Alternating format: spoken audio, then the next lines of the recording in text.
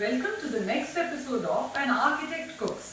आज हम बनाने जा रहे हैं एक बहुत ही मजेदार होल व्हीट यानी आटे के बिस्किट्स की रेसिपी। हम बनाएंगे रोस्टेड कैशू आटा बिस्किट्स। और अगर आपको मेरा ये वीडियो पसंद आए तो लाइक, सब्सक्राइब और शेयर जरूर करिएगा। तो आइए मैं बताऊं कि ये बहुत आसानी से झटपट से बनने वाला हमारे बिस्किट्स जो हैं उनके इंग्रेडिएंट्स क्या हैं। सो फ्रेंड्स, ये बहुत ही मज़ेदार से आटा बिस्किट्स बनाने के लिए हमें सबसे पहले यहाँ चाहिए आटा यानी कि होल व्हीट फ्लावर। ये है हाफ कप या बाय वेट अराउंड 65 ग्राम्स। साथ में चाहिए castor sugar which is 2 table spoon by weight about 33 grams. आप चाहो अगर थोड़ा मीठा तो आप शुगर की क्वांटिटी बढ़ा लो। I like this much only. Milk है यहाँ पे करीब 2 tablespoon, but we will use only as much as required. यहाँ पे I have roasted cashews which are kind of crushed भी नहीं, चॉप्ड बोलिए, थोड़े मोटे मोटे coarsely chopped. This is about 1.5 tablespoon. यहाँ पे I have a pinch of salt and 1/4 teaspoon of baking powder. And यहाँ मेरे पास है घी सेमी सॉलिड स्टेट में, विच by weight is this is 3 table spoon of ghee by weight around 30 grams. इसमें अब हमने सबसे पहले ऐड कर देनी है अपनी caster sugar and we'll just whisk it for about a minute and a half, so that ये घी और कैस्टर शुगर का जो मिक्सचर है हमारा ये एक फ्लफी सा हो जाए और इसका जो कलर है वो येलो से लाइट वाइट क्रीमिश हो जाए। सो फ्रेंड्स, ये देखिए विद इन अ मिनट, जैसा कि मैंने कहा था, ये जो एकदम फ्लफी सा हो गया ये मिक्सचर और इसका कलर भी चेंज हो गया। इस स्टेज पे अब हमने इसमें डाल देना है सारा का सारा आटा and the salt and the baking powder. Again इसको हमने एक बार मिक्स कर लेना है. Bring it together with the help of a fork initially. And once you feel कि सारा का सारा जो घी है वो अच्छे से सब तरफ आटे में मिक्स हो गया, हमने फोक को भी हटा देना है. साथ में अब हमने यहाँ डाल देना है जो कैशू है हमारा. And now we'll just use our hands to kind of bring the dough together. थोड़ा सा अभी ये जैसे क्रम्बली है, तो this is the stage when we will just use the milk to bind the dough. We do not want to knead the dough. ये याद रखिएगा, ये इस तरह से हमें kneading वाला नहीं करना है, हमें ये bind करना है. तो दूध आप थोड़ा थोड़ा करके ही डालें क्योंकि घी की क्वांटिटी कभी थोड़ी सी ज़्यादा थोड़ी सी कम होती है.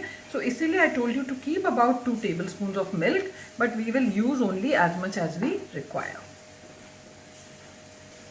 सो ये अबाउट मेरा 1.5 टेबल स्पून ही दूध यूज हुआ है आउट ऑफ द 2. ये देखिए थोड़ा सा हमारा बच गया है, अबाउट मे बी 1 से थोड़ा सा ऊपर.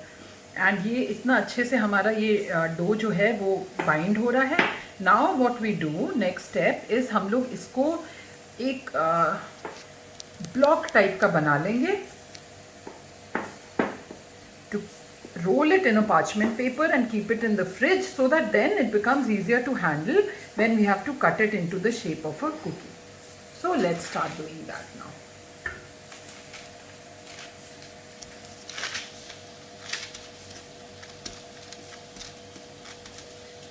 मैं एक क्यूबॉइड टाइप का बना रही हूँ. आप चाहो तो आप राउंड सिलेंडर बना लो, आप चाहो तो आप रेक्टेंगुलर बना लो. The choice is totally yours. Once we get the desired shape, हम लोग बस इसको इस तरह से एक पार्चमेंट पेपर में रोल करके we'll just put it in the fridge for about 10 minutes. We don't want to chill it, we just want to cool it down a little.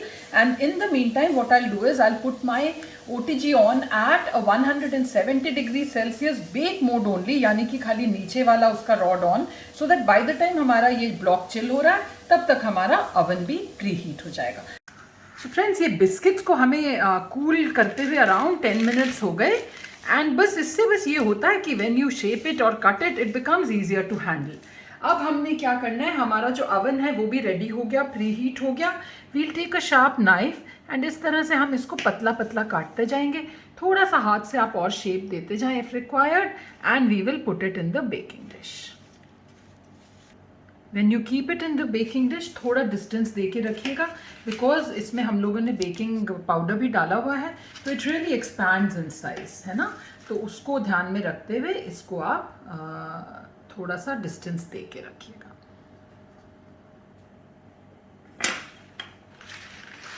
So now that our biscuits are laid, हम लोगों का oven preheated है. I'll just put it at the center of the oven in the middle rack for about 15 to 18 minutes. We'll check it once at around 13-14 minutes. So by the time our biscuits are baking, it's now time for the tip of the day. So friends, आज का जो मेरा tip है वो है wiring से related. आजकल smart TVs का ज़माना है. स्मार्ट टीवी तभी मज़ा आता है अगर उसमें आपका जो वाईफाई कनेक्शन है, जो ब्रॉडबैंड कनेक्शन है, वो अनइंटरप्टेड हो और बहुत पावरफुल हो. तो उसके लिए मेरा टिप ये है कि जब भी आप घर बना रहे हो या अपने घर की वायरिंग करा रहे हो, तो जहाँ पे भी आपकी टीवी की पोजीशन है उसके पास आप एक डायरेक्ट LAN केबल जरूर दें, which connects directly with whoever the broadband provider for your houses. That really enhances the performance of the smart TVs. So that was the tip of the day. I'll see you in about 12 to 15 to 18 minutes from now to show you what our roasted cashew whole wheat cookies look like. Till then, enjoy.